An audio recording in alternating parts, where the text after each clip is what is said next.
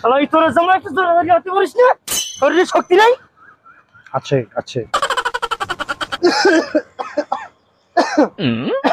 শ্বশুর ফাদারকে কাশতে আছেন? তুই দেখছিস না আমি কাশতেছি না হাসতেছি? শ্বশুর ফাদার, আমাদের গাঙের ধার দিয়ে হাঁটে আসলাম, এই গাং কাটিছিল কেটা? এই গাম কাটিছিল, তোর বাপ কাটিছিল। আর বাপে কাটিছিল? এত মাটি রাখিছিল কানে? তো মাটি আমি খাইছি, আমার পেটের মধ্যে ঢুকাইছি। কিস কিস করে নাই? শালা এই তোর জামা কি করতিস না, একদম দাঁত ফেলাই দেবো কিন্তু বাইরে তোর।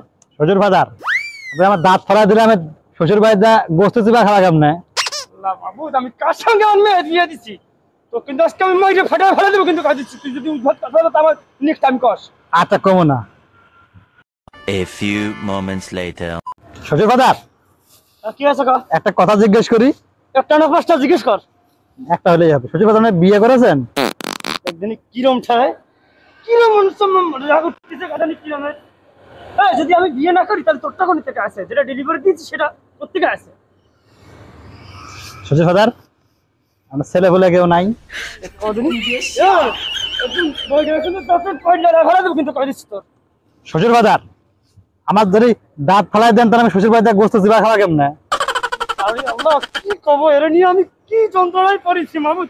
তোর সাথে মেয়ে বিয়ে দিয়ে আমি জীবনে ছাই খেয়েছি। আল্লাহ, ছাই খেতে গেলেন কে? আমারে কোলে তো হতো 10 কেজি চাল ভাড়া দিতাম। কিরম ছাই? জনগণের একটা কথা কইছিস, মেয়ে বিয়ে দেওয়ার আগে ছেলে কি করতেছে, ছেলের বাড়ি ঘর আছে কিনা, ছেলের সমাজে কি নাম সুনাম আছে কিনা সেটা দেখে যেন মেয়ে বিয়ে দেয়। শ্বশুর ফাদার, আপনি যাত্রা অভিনয় করতেছেন? একদিন কিরম করতেছে